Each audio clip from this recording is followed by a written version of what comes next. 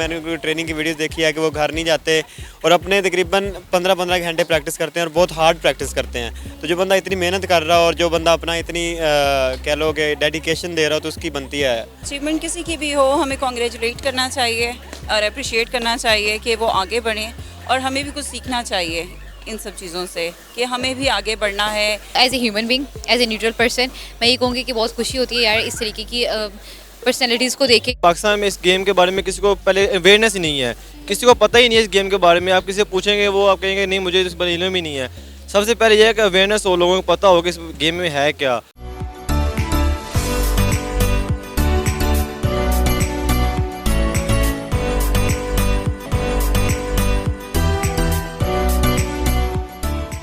अस्सलाम वालेकुम, नमस्ते, सत श्री अकाल। मैं हूँ सनाम। नाज़िर नीरज चोपड़ा ने तारीख रकम कर दी है। गोल्ड मेडलिस्ट नीरज चोपड़ा पहले इंडियन है जिन्होंने डायमंड लीग की ट्रॉफी अपने नाम कर ली है 88.44 मीटर तक भाला फेंक कर। इसी पर जानेंगे पाकिस्तानी अवाम का रिएक्शन, तो आइए चलिए हमारे साथ।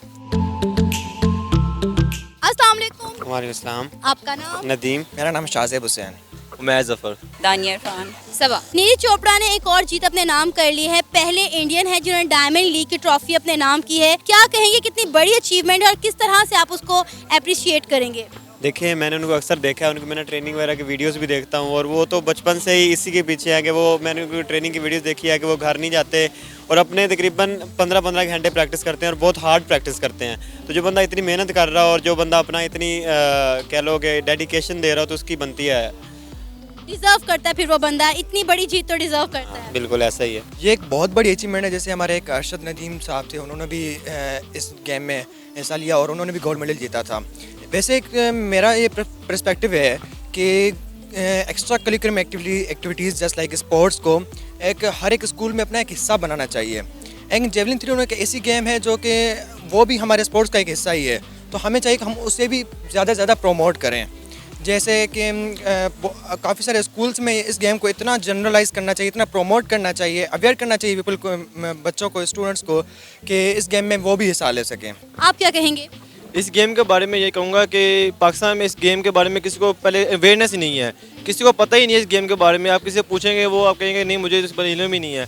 सबसे पहले यह है कि अवेयरनेस हो, लोगों को पता हो कि इस गेम में है क्या।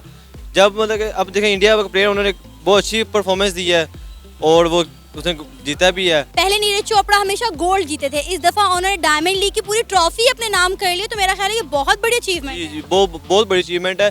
इसके लिए हमें चाहिए कि हम भी अपने मुल्क में इस गेम को प्रमोट करें। इस पर हम बच्चों का मतलब कि स्कूल में और गेम मतलब कि एक पूरा सेटअप बनाएं कि इस गेम पर ज़्यादा ज़्यादा मेहनत हो और हम भी आगे आए, हम भी जीतें trophy. Gold medallist Neeraj Chopra, जिसे हमेशा हमने गोल्ड विन करते हुए देखा है, उन्होंने डायमंड लीग में जो ट्रॉफी है, फाइनल ट्रॉफी, वो अपने नाम कर ली और पहले इंडियन है जिन्होंने डायमंड लीग का ये टाइटल अपने नाम किया है। क्या कहेंगे, कितनी बड़ी अचीवमेंट है उनकी और इंडिया की? अचीवमेंट किसी की भी हो, हमें कॉन्ग्रेचुलेट करना चाहिए और अप्रिशिएट करना चाहिए कि वो आगे बढ़ें, और हमें भी कुछ सीखना चाहिए इन सब चीज़ों से कि हमें भी आगे बढ़ना है। क्योंकि इस तरह की जो गेम्स हैं, हम क्रिकेट और हॉकी वगैरह इन सबको तो प्रमोट किया जाता है, लेकिन ये जो हमारी ये कॉमनवेल्थ की गेम्स हैं, इनको जो है गवर्नमेंट ना तो सपोर्ट करती है। ये अपनी मदद आप के तहत जो है वो ख़ुद आगे बढ़ते हैं और कामयाबियों को हासिल करते हैं। तो मेरा ख्याल है कि उनको मुबारकबाद देने के साथ साथ हमें अपने लिए भी कोशिश करनी चाहिए। एज ए पाकिस्तानी मतलब कि बुरा तो लग रहा है कि यार पाकिस्तानी किसी प्लेयर को मतलब कि अपने नाम करना चाहिए था इस तरीके से डायमंड लीग को, लेकिन as a human being, as a neutral person, मैं ये कहूँगी कि बहुत खुशी होती है यार इस तरीके की पर्सनैलिटीज़ को देखे कि इस तरीके की पर्सनैलिटीज़ भी हैं जो अपने नाम पता नहीं क्या क्या करी, और हम लोग क्या करें, हम लोग खाना वही निखट्टू इंसान घर में बैठे हुए हैं, कुछ भी नहीं कर रहे, और वही यहाँ पर जाओ वहाँ पर जाओ, खाना खाओ, घर चले जाओ, बस। अच्छा, अगर हम इसके बरक्स पाकिस्तान में देखें तो पाकिस्तान के एथलीट उस तरह से हमें ऊपर जाते हुए दिखाई नहीं दे रहे जिस तरह से इंडिया के एथलीट दिन दुगनी और रात चुगनी तरक्की कर रहे हैं। देखिए, पाकिस्तान में अभी सिर्फ और सिर्फ क्रिकेट पे फोकस किया जा रहा है। ना इधर देखें फुटबॉल होता है, ना जिम्नास्टिक में कोई परफॉर्मेंस होती है, ना किसी कोई और एथलीट्स में, ना देख लें वो नदीम अरशद ने जेवलिन थ्रो में किया तो वो उसने अपने बलबूते पे किया ज़्यादा। तो सिर्फ और सिर्फ हुकूमत को चाहिए कि जो दूसरी स्पोर्ट्स है ना, जैसे क्रिकेट को छोड़ के भी दूसरी स्पोर्ट्स में मेहनत करें तो आराम से हम भी अच्छा खासा पैसा कमा सकते हैं मुल्क में। अगर यही मुनक़िद कराने लग जाए, जैसे इंडिया है वो कबड्डी मुनक़िद कराते हैं, जेवलिन थ्रो, इस तरह के बहुत सारे इवेंट्स हैं जो मुनक़िद कराते हैं। दूसरा कह लो बैडमिंटन उनके मुल्क में होती है, तो उनके मुल्क में फिर वो विजिटर्स बढ़ते हैं, जाहिर सी बात है। तो फिर इस तरह हमें पाकिस्तान को भी चाहिए कि गेम्स को प्रमोट करें, स्पोर्ट्स को प्रमोट करें। हमें भी अपने गेम्स और स्पोर्ट को प्रमोट करना चाहिए, लेकिन अनफॉर्चुनेटली हमारा ध्यान हमारी सियासत से हटे तो हम कोई और काम करें। हमारी बहुत सारी गेम्स ऐसी हैं जिससे हमारे बच्चे, हमारी यूथ जो है वो अवेयर ही नहीं है। उनसे आप पूछ लें कि जेवलिन थ्रो क्या होता है, किसी को नहीं पता होगा। बहुत कम लोग मेरा ख्याल है इस मार्केट में होंगे जिन्हें पता होगा इस गेम के बारे में। जेवलिन थ्रो का तो मुझे खुद भी नहीं पता था पहले, लेकिन जब ये अरशद खान नदीम ने जब वो गोल्ड मेडल जीता था तो तब मुझे थोड़ा पता चला इसके बारे में, और मैं तब से मैंने देखना शुरू किया था वो वेट लिफ्टिंग और ये वो सारी चीज़ें कि इनमें भी अक्सर कि इनसे भी देखे पाकिस्तान देखे क्रिकेट में अगर फोकस कर रहे हैं तो उन्हें चाहिए कि दूसरी गेम्स में भी फोकस करें ताकि उनमें भी थोड़ा उनमें टैलेंटेड, पाकिस्तान में टैलेंट की कमी नहीं है, बहुत ज़्यादा टैलेंटेड अवाम है यहाँ की। अगर लोगों की वैसे फिजिक देखा जाए तो मतलब कि दूसरे के हिसाब से आप देख लें यूएसए या उनके हिसाब से हमारी फिजिक बहुत अच्छी है। यहाँ पर मेहनती लोग हैं, जफाकश लोग हैं और मेहनत करने वाले हैं। अभी रिसेंटली आप देख लें कॉमनवेल्थ गेम हुआ है जिसमें इंडिया की तरफ से कितने एथलीट्स ने पार्टिसिपेट किया। मेरा ख्याल है कोई 150 या 200 प्लस एथलीट इंडिया की जानिब से गए और इंडिया ने 22 गोल्ड मेडल जीते। और हमारे कितने एथलीट गए, गिने चुने एथलीट गए, उनमें से भी हमने बहुत कम जो है मेडल्स अपने नाम किए। तो आप यहीं से फ़र्क देख सकते हैं कि वहाँ की आवाम में कितनी ज़्यादा काबिलियत है। और हम लोग एक बात कहते हैं कि इंडिया की आबादी बहुत ज़्यादा है इसलिए इंडिया हमसे आगे, लेकिन आप इस चीज़ को एग्री करते हैं कि बहुत ज़्यादा आबादी को लेकर चलना, उसमें से टैलेंट निकालना ज़्यादा मुश्किल काम है। जब गवर्नमेंट किसी चीज़ को भी प्रमोट करती है ना, जैसे वो गेम्स को प्रमोट कर रहे हैं तो बंदा खुद मोटिवेट होता है, वहाँ को अपॉर्चुनिटीज़ नज़र आती हैं तो वहाँ फिर गेम्स की तरफ मुतवज्जो होती है, स्पोर्ट्स की तरफ मुतवज्जो होती है। अगर देखें पाकिस्तान में किसी भी बंदे को, यहाँ बहुत कम आवाम है जिनका स्पोर्ट्स की तरफ ध्यान हो या जिनका टेक्नोलॉजी की तरफ ध्यान हो या जिनकी आईटी की फील्ड की तरफ जो जाना चाहते हो, तो हुकूमत को प्रमोट करनी चाहिए ऐसी चीज़ें कि जैसे स्पोर्ट्स को प्रमोट करना चाहिए, आईटी को प्रमोट करना चाहिए ताकि पाकिस्तान दूसरे मुल्कों के मुकाबले में आगे जाए, क्योंकि यही चीज़ें ही हैं जो कौमों का और मुल्कों का फ्यूचर डिसाइड करती हैं। आजकल के दौर में आईटी ऐसी फील्ड है या फिर आप स्पोर्ट्स देख लो और ऐसे ही आप साइंटिफिक काम, इसी तरह से हम आगे जा सकते हैं। नहीं तो ऐसे जिस तरह हम चल रहे हैं इस तरह से तो मतलब हमारा सर्वाइवल ही मुश्किल है। अगर हम अपने हमसाय मुल्क इंडिया की बात करें तो इंडिया जो है अपने हर त्यौहार को, अपने हर इवेंट को, अपनी हर गेम को बड़े अच्छे तरीके से बड़े बड़े लेवल पर जो है ऑर्गेनाइज़ करता है ताकि उनकी आवाम भी है उसको अवेयर होने, पता चले कि यार यही एक्टिविटीज़ हमारे मुल्क में हो रही हैं, वो उन्हें पार्टिसिपेट करते हैं। बहुत हेल्दी एक्टिविटीज़ होती हैं। अभी आप रिसेंटली देख लें इंडिया ने अपनी 15 अगस्त किस तरह मनाया और हमने अपना 14 अगस्त किस तरह मनाया। मतलब हम लोग सियासत से बाहर निकल के सोच ही नहीं रहे। ना तो पाकिस्तान में कोई गेमिंग एक्टिविटी करवाई जाती है, ना ही कोई लीग्स होती हैं। अभी सिर्फ एक क्रिकेट की लीग्स हो जाना इनफ नहीं है। मेरा ख्याल है बाकी लीग्स भी होने चाहिए, बाकी इवेंट्स भी होने चाहिए। यहाँ पर आईटी से रिलेटेड जो हैं डिफरेंट जो हैं वो कैंपेन्स होनी चाहिए, डिफरेंट तरह के प्रोग्राम्स होने चाहिए ताकि आवाम को इसके बारे में पता चले। हमारी आवाम जो है वो बहुत ज़्यादा चीज़ों से अवेयर ही नहीं है, उन्हें पता ही नहीं होता उन चीज़ों का जिसके बारे में हम इंटरनेशनल लेवल पर बात कर रहे होते हैं या इंडिया वहाँ तक पहुँच चुका होता है। देखें जिस तरह ना एक बंदा होता है ना, बीमार होता है तो वो यही सोचता है यार मैं बस ठीक हो जाऊँ, बड़ी यही बहुत बड़ी बात है। हाँ, तो पाकिस्तानी सियासतदान जो है उनका भी यही हिसाब है, बीमारों वाला हिसाब है। मैं कहता बीमारों से भी गए गुजरे हैं, वो बिस्तरे मर्ग पे हैं, समझ लो कि वो बस अपनी सर्वाइवल का सोच रहे हैं कि हम किस तरह सियासत में आगे जा सकते हैं, हम अपनी सीट किस तरह बचाएं। इन्होंने बड़ी इंटरेस्टिंग बात की कि इस गेम का पाकिस्तान के अवाम को पता ही नहीं है। मोस्टली मैंने यहाँ पर जब आके लोगों से बात की तो मोस्टली लोगों को पता ही नहीं था कि ये गेम क्या है, इसे किस तरह से प्ले किया जाता है।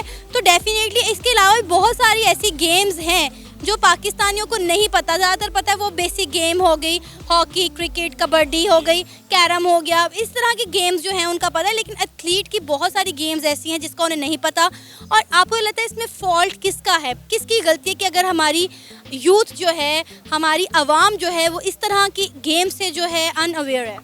एक्चुअली आजकल की आवाम जो ज़्यादातर क्रिकेट और यहाँ तो फिर वो इलेक्ट्रॉनिक गेमिंग को वो तवज्जो दे रही है। हमें सबसे पहले तो जो चीज़ ख़त्म करनी है which we have to remove in our society, वो चीज़ इलेक्ट्रॉनिक गेमिंग।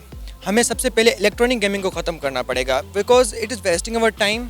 उसमें काफ़ी सारे नुकसान आते हैं। हमारी फ़िज़िकल ट्रेनिंग नहीं हो रही। आजकल की जो पाकिस्तान का अगर हम रेशो देखें तो ज़्यादा से ज़्यादा जो डेथ रेशो बढ़ गया हुआ है, वो इसी वजह से है कि लोग फिजिकल गेमिंग की बजाय इलेक्ट्रॉनिक गेमिंग को तवज्जो दे रहे हैं। सबसे पहले कैंपेन हमारी इस तरफ जानी चाहिए कि इलेक्ट्रॉनिक गेमिंग को ख़त्म करना चाहिए, और दूसरी कैंपेन हमारी जानी चाहिए कि जो स्पोर्ट्स हैं जिनके बारे में नहीं पता उनके बारे में कैंपेन करनी चाहिए।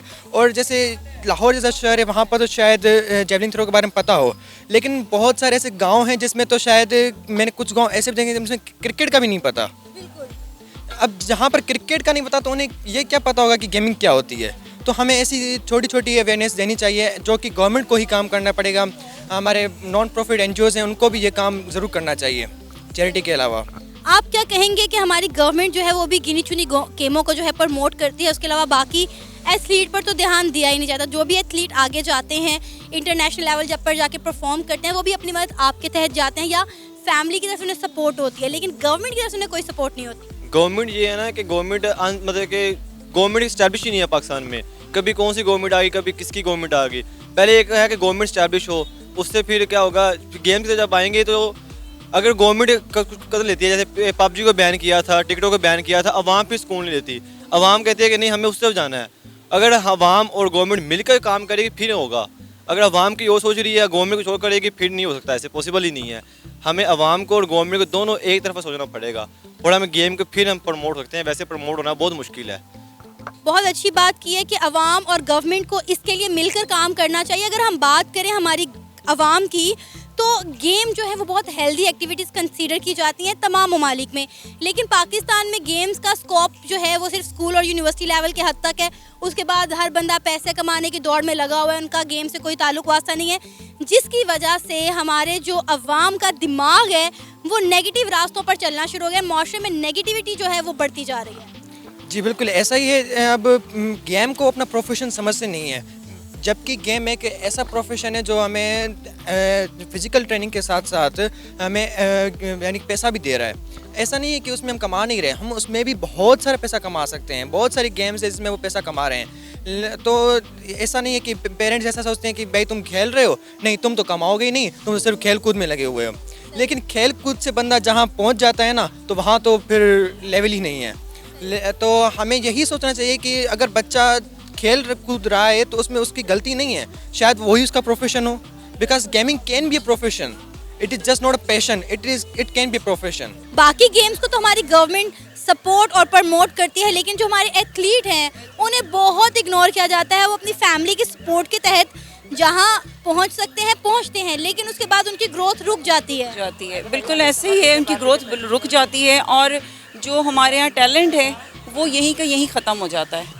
तो मैं एज आ पाकिस्तानी में ये सिर्फ मैसेज देना चाहूँगी कि गवर्नमेंट को एथलीट्स हमारे जितने हैं उनको प्रमोट करना चाहिए और उनको वो फैसिलिटेट करें, ताकि वो फैसिलिटेशन होगी तो वो आगे बढ़ेंगे, उनको जो है वो फाइनेंशियली भी सपोर्ट किया जाए। क्या मैसेज देना चाहेंगे उन लोगों को जिस वक्त आपको देख रहे हैं?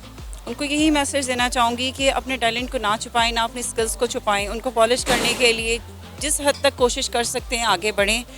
और मैं गवर्नमेंट से भी रिक्वेस्ट करूँगी कि उनको जो है आगे लेके आएँ, उनको सपोर्ट करें, ताकि वो ऐसा टैलेंट हमारे पूरी दुनिया में नाम रोशन करें। ये था हमारा आज का प्रोग्राम। आपने जानी पाकिस्तानी अवाम की राय नीरज चोपड़ा की कामयाबी पर।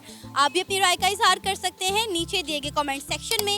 इसी के साथ मुझे इजाज़त दें, पर जाने से पहले हमारे चैनल को सब्सक्राइब करें, वीडियो को लाइक करें और शेयर करें। अल्लाह हाफिज़।